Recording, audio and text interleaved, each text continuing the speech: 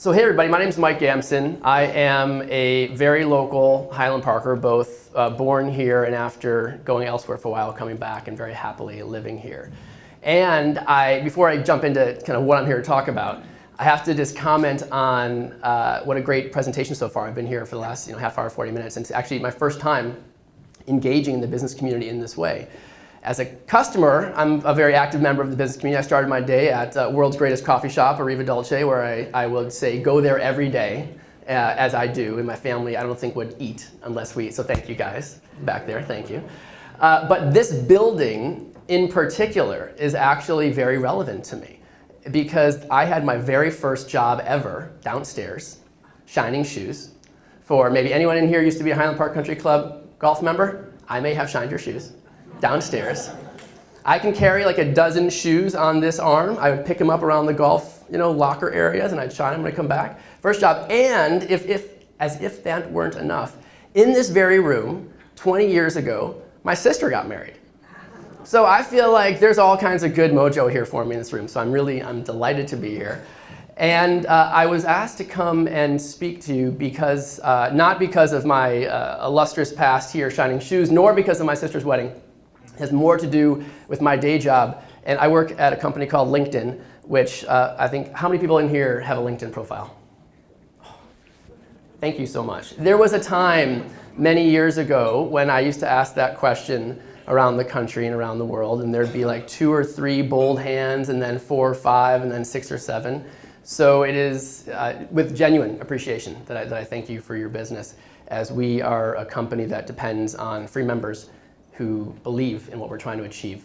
So what I hope to do in today's conversation is give you a little bit of more background on myself, talk a lot about LinkedIn, and a little bit about some of the things that may be less obvious to a consumer member of LinkedIn, but more in a business context about LinkedIn. Maybe share a few ideas about what business owners can do on LinkedIn. And then I'm hoping that this format will allow it, and I think it should. I'd love to open it up and actually just drive the conversation, much less than a presentation, which is why I decided not to bring any slides, though I do have one prop I'll break out in a second. But really just make it whatever you want it to be. And so I'll talk for, 20 or 30 minutes, and then I'd love to have your engagement drive the rest of the conversation, whatever you guys want to talk about. So this is your heads up to think about a question, so that you're not surprised later when I call on you. That makes sense? Are we engaged in a social contract? You will help me with the second half of this presentation? Yes. Yes? Fabulous. Okay, lovely. So, as I was saying, I grew up here. I went to Wayne Thomas and Northwood. My parents still live in the same house that I grew up in, and my kids go there and play with the toys that my mom, bless her heart, saved. So like original Star Wars figures, big size, not small ones. The actual Fisher-Price stuff. So deep, deep goodness in Highland Park. Went to Highland Park High School, where I had a really formative few experiences there, one of which was studying Spanish. And I ended up not majoring in Spanish in college, but I ended up studying in Spain as a result of having such a good experience in Highland Park's Spanish program. And in Spain, I met a guy named Jim Donovan, and Jim ended up being a really important person in my life and a close friend. Jim and I committed to one another junior year at some late night by the river in Sevilla, in the south of Spain, after a bottle of like $1 wine or 3 bottles of $1 wine. And we committed that after school we were going to do something exciting and fun and not sell out to the man. I had like hair down to here at the time. We were full 4-year hippie, and it was all about you guys, us, me. We were the man, the establishment who I was committed to not selling out to, apparently. And at any rate, so Jim and I made this promise to ourselves, which going back to college senior year, I promptly forgot. Got a job at Goldman Sachs, and was about to, I was an art major and religion major, by the way, so totally strange that I ended up in that funnel, but that's what happens on campuses.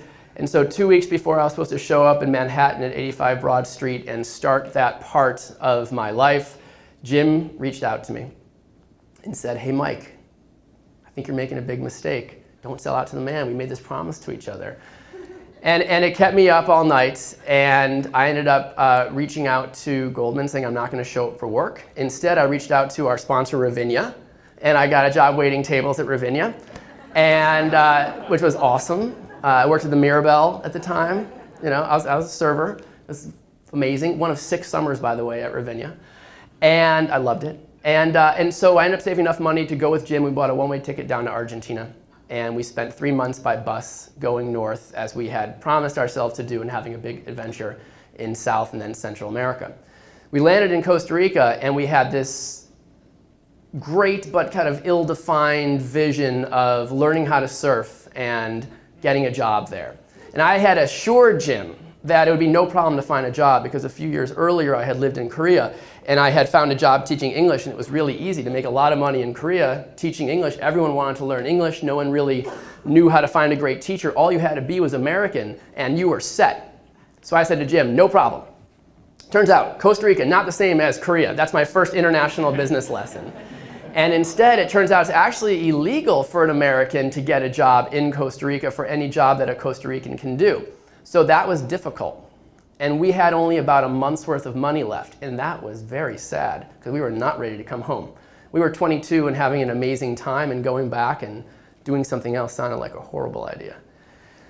So Jim and I had a heart-to-heart. And we looked at that about month's worth of money left, and we said, gosh, what if we could do something with that money that would be self-propagating, that would actually enable us to stay here longer?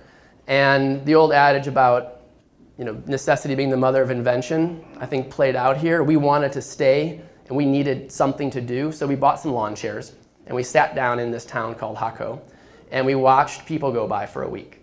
And we tried to, 5 full days. We literally just sat in one chair. And we tried to figure out what the town didn't have and what it might need. And it turned out that it didn't have late night food. And coming out of college, one thing you know beyond the shadow of a doubt is a lot about late night food. So we had this idea that we thought was fantastically inspired at the time. It turned out to be only an okay idea, but fantastically inspired at the time, of opening up a late night food place. So we got a lawyer. Turns out if you invest in Costa Rica, very easy to do. Very easy to do legally and quickly as long as you hire at least one Costa Rican. Getting a job as an American, hard. Opening a business, easy. And so that's what we did. So 12 days later, I kid you not, 12 days later, we had rented a place on Main Street. We had hired a carpenter and an artist to outfit it with brand new furniture, low end, but brand new, painted, bought kitchen equipment, and we opened up a burrito place. And we called it Viva Burritos. We were living the dream. Surf during the day, have our late night food place open at night, perfect. Few problems. One was that we were crazy exhausted. I mean really exhausted. If you've ever tried to surf, it is by itself exhausting. If you add to that opening a store and keeping it up most of the night, even more exhausting, even for a 22-year-old.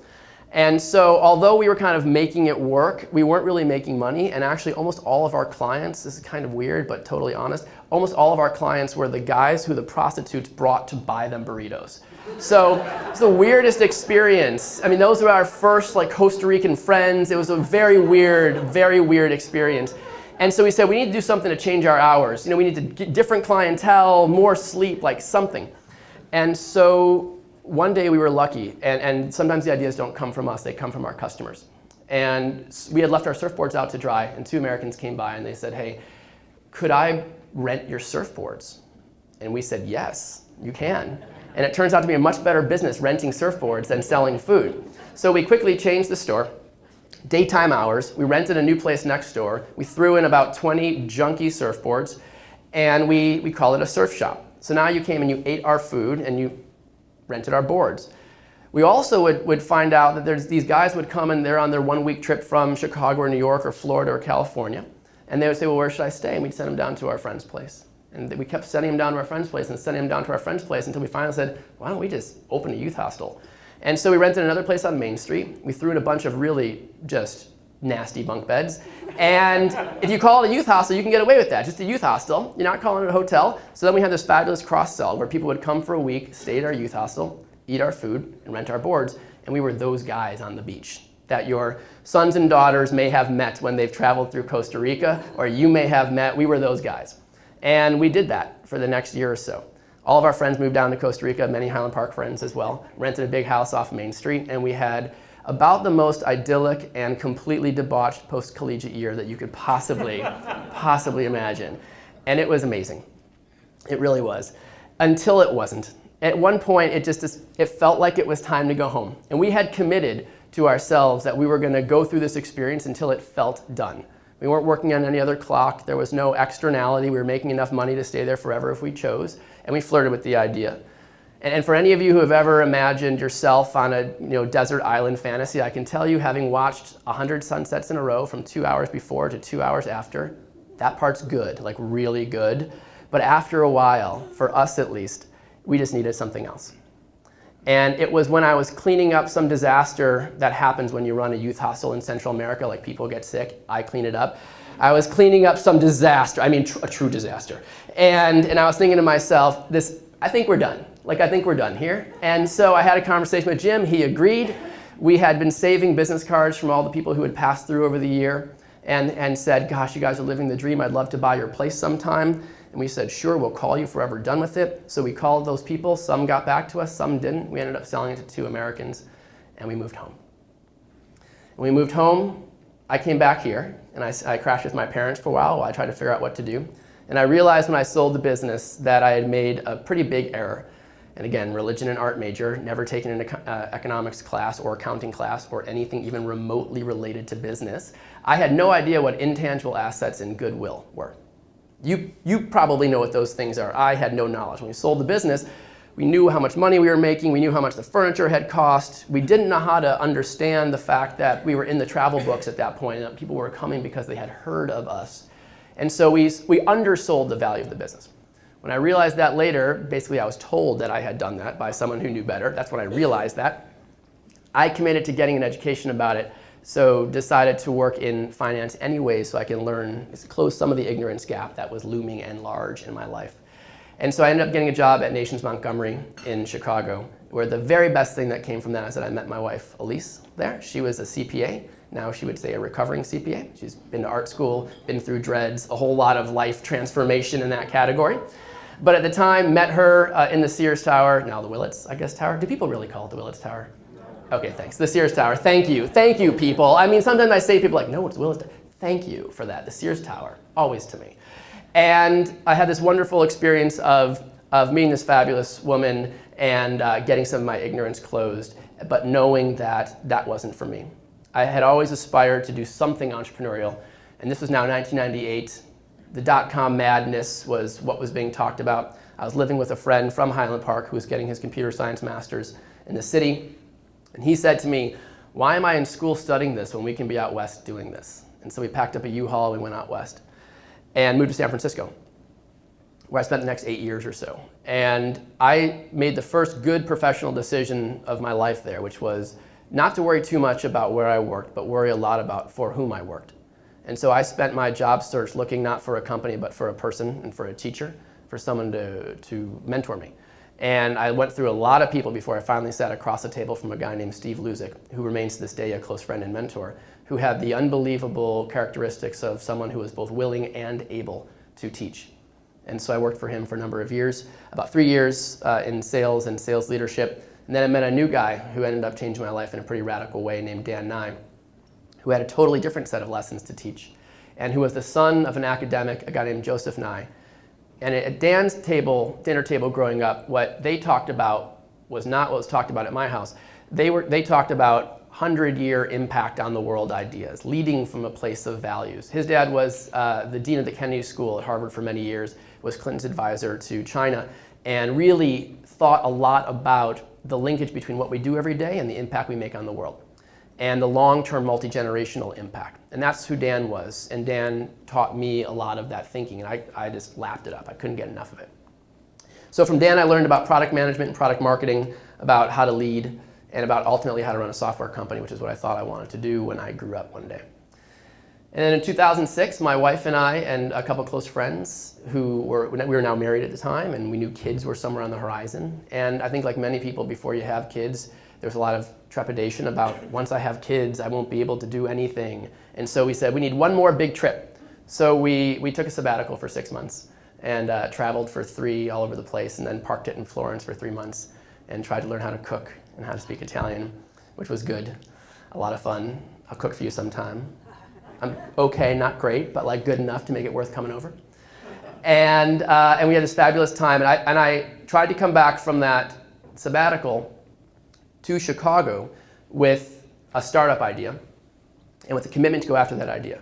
And so when I moved here to Chicago in 2006, and specifically to Evanston, it was with a commitment to start a new company. And so that was my first real entrepreneurial attempt, excluding Costa Rica. It was like here, it was real, it was in this country. I really needed to raise money. I needed to go through the process of getting a business off the ground. And so I tapped my advisor network, and my good friend Dan Nye and others. Dan agreed to be my advisor from San Francisco. We raised a couple $100,000, and we had a pretty good idea about an ad tech startup. Two of my very best friends from college joined us, and we were off and running. My wife got pregnant. My parents were so excited to have local grandchildren. House at Evanston. The next chapter was playing out. Life was good. It was all going as planned. And then my friend Dan called and said, hey, you should stop that rinky-dink startup you're doing, and you should move back to San Francisco because I'm taking over as CEO of LinkedIn, and you're going to want to be part of this company. And I was, Dan, no, you know I'm doing this thing. I love it. I'm best friends, wife pregnant, not leaving. And he said, okay. And so we hung up. And then a few months later, he called me back and he said, let me use stronger language. You'd be an effing idiot unless you at least came and checked it out. And so I flew out to California, this is now early 2007, and met the early folks at LinkedIn and listened to what they were aspiring to do. And it was really inspiring. It was a big vision. LinkedIn aspires to create economic opportunity for every member of the global workforce, which I'll talk more about in a minute. But I try to wrap my head around what that would mean, the creation of economic opportunity for every member of the global workforce, the 3 billion people that work in the world. And it's a big, audacious goal, and one that requires really only assets that have been built in the last handful of years, globally relevant data sets that are big enough to actually potentially do something at that scale. And I came back and I said, gosh, I want to be part of that company, but I really love where I'm living, and I don't have any intention of moving there. And so it took a while to figure out what kind of role would work for me in the company, because I was unwilling to move. But eventually we figured something out where I couldn't join the executive team. LinkedIn was too small to have a remote executive at that point. And so I came on as an individual contributor, and I worked out of my house in Evanston, and my job description was figure out something to do for money. That's about where the company was at that point. We had gotten some consumer growth, and we needed to figure out something to do for money, and I felt I like figuring on that kind of topic. And so I joined the company in 2007. And over the last 8 years or so at LinkedIn, this is my 8th year now, I've had a number of roles in the company. They've all kind of been on the making money side of the business. We bifurcate our business into all the stuff we do that has nothing to do with making money and the stuff we do that has a lot to do with making money. I'm on the second half. And I got a number of businesses off the ground. Some of them sucked and we killed them, and some of them ended up being pretty good, and we doubled down on them and turned them into bigger businesses. And then over time we rolled up a bunch of those things together, and then today all the things that we do in all of our businesses around the world for money is what I spend my time on. So I drag my family all over the world and go through our 27 offices now and have a pretty interesting experience meeting people from all over the world who are doing these things that you are doing, trying to figure out the right way to connect to one another, to understand the resources that are at play in their communities, understand how to broadcast themselves and their assets and their special differentiators, and ultimately engaging customers in ways that are accretive for everybody. And so it's been just an absolutely incredible personal journey of going from a very small professional life where I'd only managed 8 people in my life to a small company that turned into a bigger company. And now my team is large, it's thousands and thousands of people, and we're all over the place. And so it's been just an incredible educational and journey for me. And so what I hope to do now, after that long-winded bio, you know me now. I mean, we're like BFFs right now. You know my whole history. So there's nothing else that's happened. What I wanted to do is tell you a little bit more about LinkedIn, because my guess is that despite having a profile, you may or may not actually know much about how the company works, how the actual business of the company works, what we are trying to do in the world, and how hopefully we manifest some of that aspiration to you.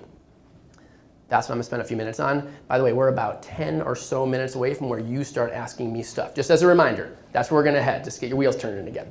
Okay, so LinkedIn, ultimately our vision, the big dream, is to create economic opportunity for every member of the global workforce, those 3 billion people. We believe a vision, however, is something that should be inspirational and aspirational, but doesn't necessarily have to be measurable every day. It needs to be the big dream out there, something that gets us out of bed, something that unites us around the company for people who care about that, but isn't the measurable true north we use every day to run our business. Our mission, however, is that true north, is that measurable device that we use to make sure we're working on the right stuff. And our mission as a company is to connect the world's professionals to make them more productive and successful. And like any good mission statement, I'm going to play those words back again. Like any good mission statement, it started with a big idea and set of ideas on a whiteboard, and then boiled it down into something much more succinct, where every word matters. So it has three primary parts. The first is connect. We believe that we are in the business of connecting people. That is our core business, connecting people.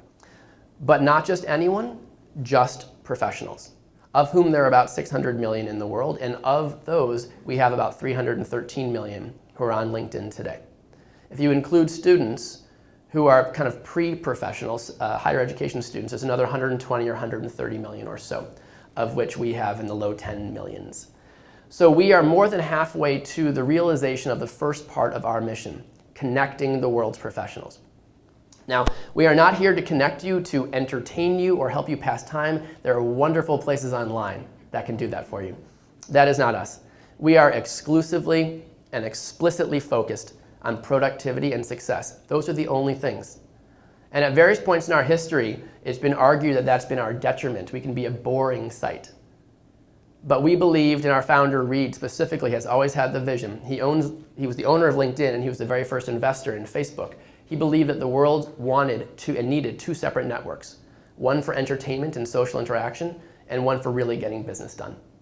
And that those networks should be different. That we as professionals show up in events like this, wearing clothes like the clothes you're wearing, in a mindset like the mindset you're in, which is different from what you will do when you will come home. You will change your clothes, you will sit down with your families, you will get into a different mindset. And that the networks that we engage with online should reflect that. Social, removed from professional. There's always some interaction, but by and large, they're different. That was Reid Hoffman's big bet. It's played out in almost every country around the world to work like that. A few countries work differently. But that was it. Connect the world's professionals to make them more productive and successful. Now, the primary way that we try to do that has to do with first helping you control your professional identity. If you go on to Google and you search for Mike Gamson, there's 3 or 4 other Mike Gamsons in the country. One of them, I've learned this over time because we get each other's email. One is a Hillel director in Florida. Another is in the oil and gas industry in Texas, and another is a producer in LA. When you go onto LinkedIn and you search for Mike Gamson, you're going to often find my profile first because LinkedIn has done a lot to search engine optimize my version of myself. Now, as business owners, how many people in here have ever either paid someone to do SEO work or have thought about doing some kind of search engine optimization work? So you know how difficult, expensive, and important it is. LinkedIn does this for you for free. When you go to Google and someone searches for your name, you're more than likely to have a LinkedIn result that ends up above the fold, or at least if you have a very common name, pretty close to the top. Just that piece of digital value for your own personal brand is significant. You think how much you spend on SEO, and you think how hard that work is. Now, across hundreds of millions or billions of people, it's a big value. So your ability to control your professional identity, to put your best foot forward, describe yourself as you want to be described, talk about yourself, not just your accomplishments, but who you are and what you stand for, what you care about as a person. That's the first thing that people usually do with LinkedIn. The second is connect with those around them. Recognizing that most work doesn't get done by ourselves anymore. Most of our businesses can't grow without others. We need our networks for forward progress. And we have real networks. Not false networks like a person you just met, don't know, but you took their information and you connect. That's something, but I would argue is not very valuable. I mean a real connection with someone you know and trust that you would vouch for. That's how the real world works. That's how real physical connections work. In my opinion, that's how networks like LinkedIn can work. But when you have those networks on LinkedIn, they can really be put to work for you. And you can be put to work for them. So when you look at your identity and you look at your network, the last piece is knowledge. The information flowing through LinkedIn, the articles, the updates, the pieces of professionally relevant content that you can use are what our members primarily do. Those 3 things: control their identity, connect with each other, and invest in getting smarter about the jobs that they already have. Over all of that, periodically, people are also looking for work, but it ends up being only about 1/6 of the traffic that comes to the site, because most people aren't looking for work most of the time. The vast majority of interaction with LinkedIn is about building their networks, engaging with customers, and doing the core business of our business. And all that stuff happens on the free side. So the last piece I'll explain before I turn over to any of your questions is about, well, how do we actually make money? Because we aren't a nonprofit, we're a for-profit company, and we believe that although our mission and vision, in our perspective at least, is virtuous, we cannot pursue it unless we make a lot of money. It's expensive to pursue that mission. So we have 3 primary business lines that are organized around customers where we help them hire better, market better, and sell more effectively. So hiring, marketing, and selling. We have a suite of software that uses all, and by the way, all this is basically a data business. All the data we have on LinkedIn allows us to create really interesting insights. Ooh, and my prop. I'm going to show you my prop now. Mayor Rotering, I brought something for you. This will help you guys bring this to mind a little bit. It's really fancy how I've packaged this. So hold on, work with me here for a second. Pardon the noise I put down the mic, actually. All right. So this is hot off the printing presses, too. All right. I'm going to go no mic for a minute. Can you hear me? Yep. Back row? Back row? OK, great. So let's see here. All right. What this colorful image is Mayor Rotering's personal professional graph. So this is specifically, and identity you can't see here, so hope there's no personal information here at all. But this is, every one of you have a graph that looks like this. Not exactly like this, they're all actually unique. Everyone's like a snowflake or a fingerprint. Totally unique to you. But this is how our computers understand you and your relationship to people around you. So every one of these lines is a connection between the mayor and someone she knows who has validated their agreement that they know each other by accepting the connection. The colors have to do with commonalities in those networks. And the size of each dot are the number of people that they share together. This is your personal professional graph. So we have this essentially for 313 million people, and then for the millions of companies who are on LinkedIn, and then for all of the educational institutions, all of the skills that people have, the millions of jobs that are on LinkedIn. We have a 3-dimensional picture that we call the economic graph that looks like this, but with all that other global information. And that charting the path through each of these, I'll give you a sec, charting the path through each of these nodes on that network is what allows us to ultimately provide the value to the world that we're aspiring to do by digitally mapping every part of the global economy, all of the people, all of the jobs, all of the companies in the world, of which all the people we know now, there's 3 billion workers, 600 million professionals. All the companies, there's about 70 million companies in the world. All the jobs, there's about 10 million jobs online at any time. All the skills that it takes to do those jobs, all of the higher educational institutions around the world that you can go to find those skills, and then ultimately all the professional knowledge in the world. That piece of digital architecture is what we're building probably for the next 10 years.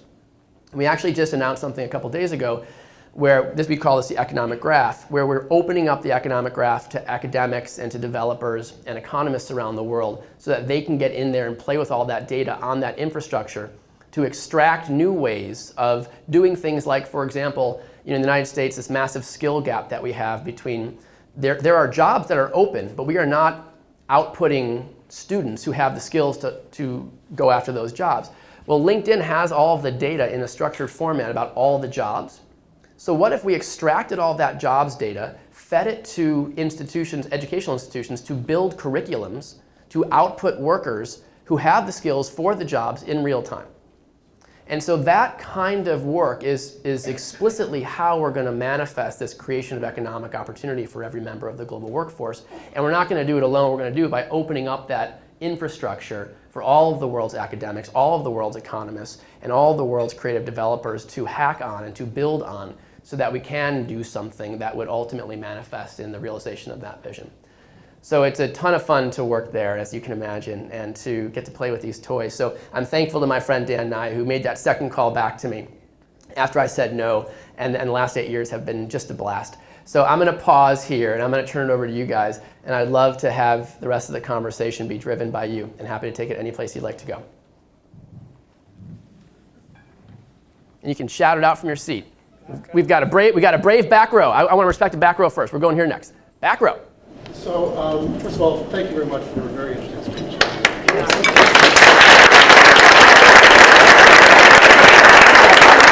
I want to ask you and challenge you about your very first comment you made about personalized, what was the word? Personal optimization of your name.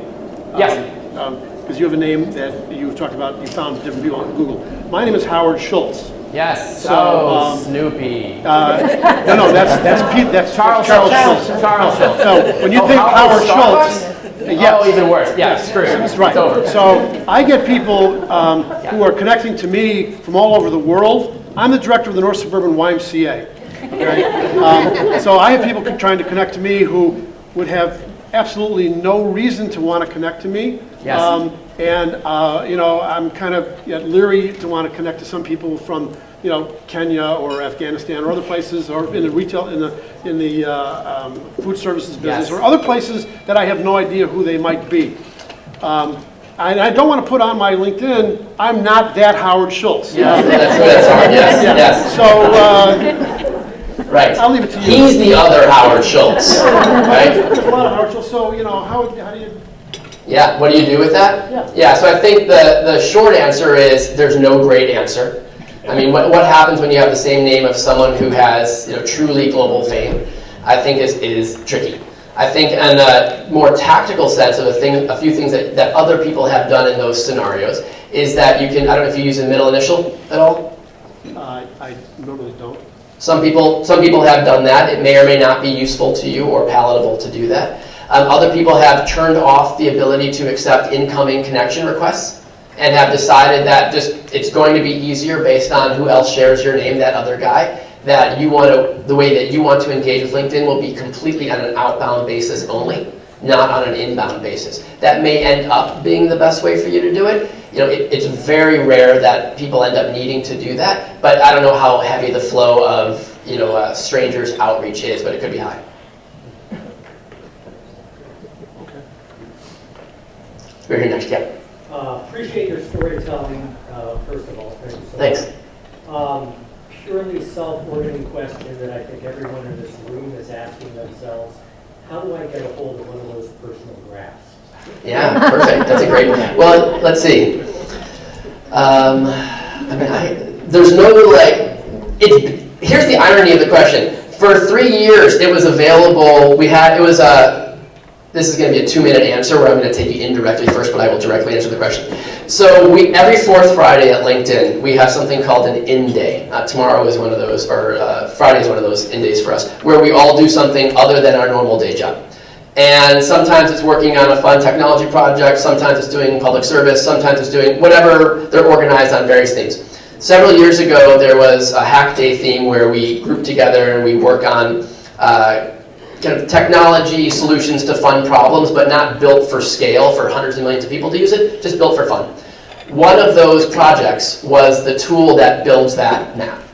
And it was really popular internally. We're all like, oh my gosh, I love it. I personally think it should be like a contemporary art museum thing. We're like, I think it's beautiful, you know, snowflakes. And however, we buried it on the site. It was available for the last 3 years where anyone can use it and get it for free. And we buried it, and for whatever reason, not a lot of people found it. That's a huge surprise. And so I think we just turned it off as publicly available. That said, I will, let's see here, what is reasonable for me to sign up for? I'm going to sign up for some work right now. I will personally sign up for, if someone here, probably in this table, can help me like consolidate it, the first 10 people who do whatever you want them to do, which would be helpful for your stuff, I'll make sure that we print them in our Chicago office, and I'll get them back through you guys, and you can distribute them. Okay? And she'll be in charge. She'll be in charge of deciding what to do, but we'll work it out. Yeah. Right, so the $300 million million people, 600 million people that you're connecting is really awesome, a beautiful graph. Thank you. But how are small business owners and how are small entrepreneurs, sole props, successfully using LinkedIn, not just to have a profile, but to somehow connect with, you have more than just a one-way conversation. And then a second question, you don't have to answer if you don't want, but how did you reconcile the religious minor that you had with the debauchery of the last year? Oh, I'm definitely going to answer that one. Clearly, I love that stuff. So I'm definitely going to answer that one for sure. The tactical way to use small business, that's, I'll answer the question well. So I think shortest version of the full answer is there's a great resource. Again, I think we do a reasonably good job of building product, a reasonably poor job of explaining how to use it and find it. There is a resource that is specifically built for small business owners that you can find at smallbusiness.linkedin.com. I'm almost positive that's the address. And it's a great resource for all small business owners. And it's the start of what's going to be an even deeper resource. Small businesses are actually one of the largest constituents on LinkedIn.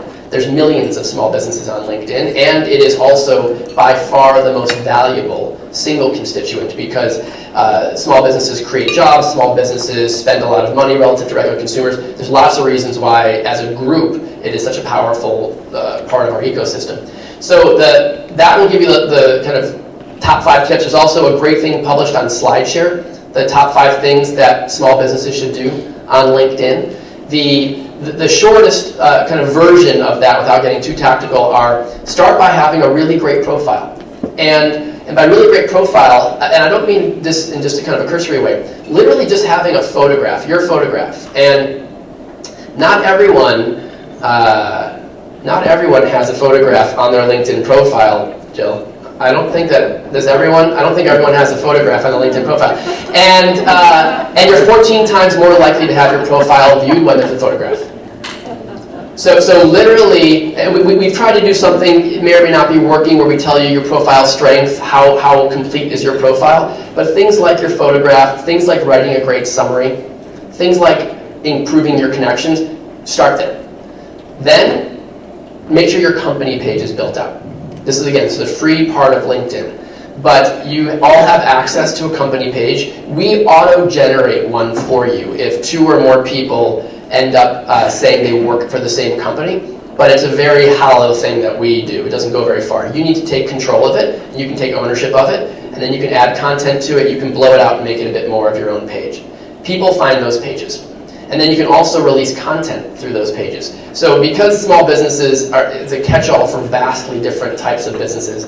Is it a legal practice or a coffee shop or a property, or is it a property management? Lots of different businesses, so there's not, in my opinion, a one-size-fits-all answer about then what to do to engage with your customers. But depending upon the type of business you're in, there's also a marketing platform where you can do some pretty interestingly targeted text-type marketing, which for some businesses is fantastic. For other businesses, it's not at all the most efficient way to do it. But start by your identity, personal and your company. Next, really look at content. You might want to look at groups too. I was thinking about you guys again this morning at Riva Dolce, and so I looked and I was shocked by the amount of activity in groups that have to do with coffee shops. I never would have guessed it.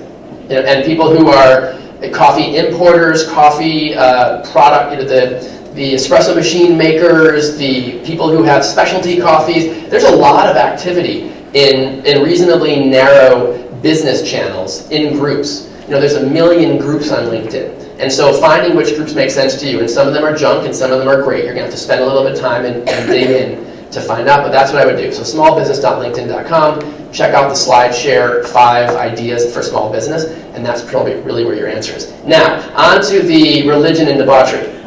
So specifically, it wasn't a seminary that was a part of more comparative religions. And I would argue that it was actually in that study of how throughout history humanity has organized around series of moral principles, and collectively civilizations that have succeeded most have had a shared sense of culture and values. It has absolutely led to a maniacal focus for me on establishing a set of culture and a set of values at work. Because having nothing to do with religious principles per se, but recognizing that we as human beings resonate with that, and we need a connection to something bigger than ourselves, in my opinion, and we need a connection to something that makes us feel part of one community. And so globally, that has actually been a huge part of how we operate as a team, is a really clearly articulated sense of self through our culture and our values. Yeah? My name is Tom Decker. My company is Chicago Green Insulation. I want to thank the attorneys at LinkedIn, because 3 years ago, my profile was viewed as so valuable by my former employer that I got served legal notice that I was required to turn over my username and password to the former employer. And I forwarded that electronic communication to the attorneys at LinkedIn, who then CC'd me as they responded saying that Mr. Decker's profile is his, and if you send any communication of any kind that he finds unsatisfactory, we will delete your individual and your corporate profiles. So leave him alone. He's a happy member of our company. Wow, love it. What are the policies I love it. related to the ownership of individuals? Yeah, wow, that's so great question and great preamble. Thank you for sharing that. So we take member data privacy incredibly seriously, and being a company that's all about data, you have to start that way. And I think what we decided a long time ago was that there's emerging standards of data and privacy around the world, and the US is not a leader in this. Europe really is for many reasons. But we as a global company have to make sure that we're keeping track with the global standards on data and privacy. Now, in the US, there are companies like Facebook who have huge data sets where we decided we needed to hold ourselves accountable to a higher standard because our members are professionals. And professional data, to your point, it's your livelihood. It is literally something that can be food, shelter, and clothing for people. So we developed a series of first principles, really, that number one, everything we do, and this is actually the number one value of the company, the first value of the company, is that our free members come first. Every single thing we do at the company starts and revolves around our free membership. It's you guys, not as customers. We value the customer relationship for those of you who pay for any of the services, but it's not where we start. It's the free membership. And that therefore, all of the data created by a member is that member's. And actually, we just sent out something a few weeks ago, an update to our terms of service. And I don't know if any of you acknowledge kind of receiving that. But we try to use really clear English, not legalese, to describe in just normal business parlance that this is your stuff. You can take it with you, you can leave and go somewhere else, you can take all your stuff back, it's yours. And so we attempt to do that. It's fantastic to hear it manifested in that way. I wish we could have 100% of all the people out there who feel the same way, that we could give them that kind of service. I'm glad that we're able to in your case, but it's your data and you can have it forever.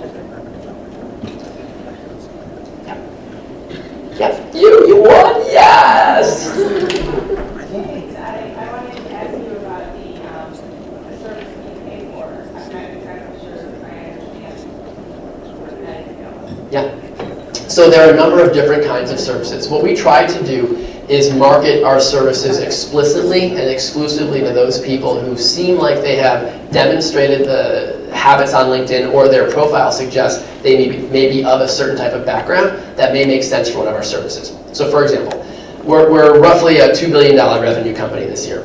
About $1 billion and change of that comes from professional recruiters.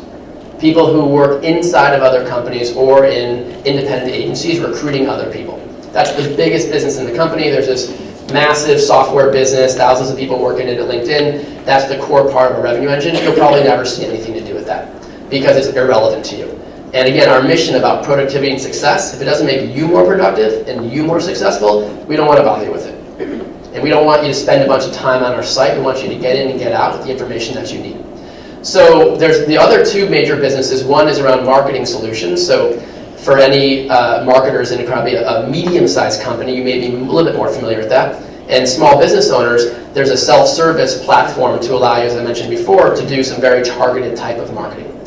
My guess is that the product that we sell that has probably been marketed to most of you at some point or another, and only in an okay way, to be honest, and I'll get more to that in a second, is something around a subscription that allows you to in-mail, to send a message from one to another to a person you don't know. Because we protect another member's inbox by saying we make it economically infeasible for spam to happen. Because it's essentially $5 or $10 per in-mail if you back into what a monthly cost is, and that doesn't work for spam or economics. And so it's a very simple way to exclude spam from the network by just making it economically, infeasible. And so by putting a price premium on it, what it does is it means that people only reach out to other people they don't know with a message like that, usually when it's pretty relevant. And so that's what we've marketed to. In the next year, we'll probably have a package that's much more specifically for small business owners. The other thing I wanted to say was something great that you guys did for me. My profile picture was me as a 2-year-old, and that's my logo kind of for social media. And I got this letter and an email, and they took off the picture and said it's not professional. You have to have a professional profile. I said that's who I am. I mean, that's if anybody follows me, then they would know that. And they said, okay, put it back on, and I was just like shocked. And they were so nice about it, completely understood it. It was great. That's cool. Thank you so much for sharing. I'm glad it worked out. Thanks. Yeah. I wanted to ask what I'm coming up with is I have more than one identity. I'm a business owner and we do environmental consulting and so on. But I also have a creative side and I want to have both of that type of information there. And it's almost as though I have to create another person and I don't want to do that. So when I did update my LinkedIn with some of that creative information, everybody got a notice that I got a new job. Well, I didn't get a new job, obviously, it's just part of me. Yeah. And so I'm struggling a little bit how to project and how to have others see both of those sides and still retain, that uniformity of the one person. Yeah, it's a perfect question and something that a lot of other people struggle with. So first on the technical thing, we had a lousy product design. I mean, so the number of people who had the most minor change, they changed the spelling of something and it blasted their network. Not our best foot forward. Like that was just a lousy product design. Those people have been reprimanded and they're doing better now. And in all seriousness, we fail all the time. And we have a culture that really celebrates failure and taking risks and so forth. And so that one was something that we post-mortem. This is not a good design. Now, more broadly though, I'd say increasingly in the modern global economy, we are not one thing. I feel the same way. I consider LinkedIn my day job. I'm also a board member on some for-profit companies and some non-profit companies. I'm involved in this, I'm involved in that, and we all have multiple identities. Now, we believe, and this isn't a hard and fast you must, this is my recommendation as someone inside the company, we believe that your best foot forward is your whole self. That unlike a resume, which we used to write a resume for one employer and I'm as if I'm only this thing, we are not. We're three-dimensional people with different identities. And so I would recommend expressing that in your summary, in your personal summary. Just write about the wholeness of your professional character and upload some of the, you can put some digital imagery, your presentations or your artwork or whatever it is, your examples of your creativity.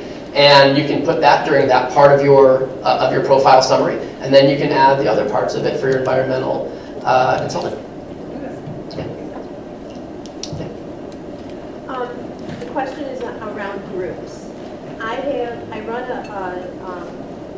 a public group, and then I also have a private member forum with subgroups.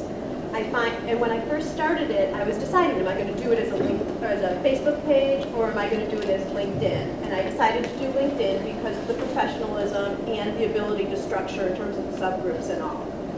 I find it very challenging because a lot of people, although they're small business owners, are more familiar with Facebook, unfortunately, than LinkedIn. Are there any plans for the future to do something further with the group structure and all of that I can look forward to? Yeah, so the answer is yes. So two things. One is groups has been a massively underinvested area for us for a long time. I mean, the product has not changed in almost 5 years, I think.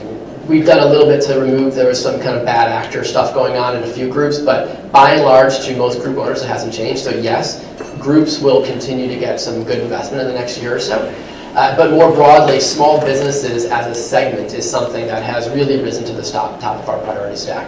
There's a whole bunch of stuff that we're planning to do for small businesses that I won't announce, here now. But it's a super important segment for us that we now believe has enough scale to allow us to build for it as a separate segment.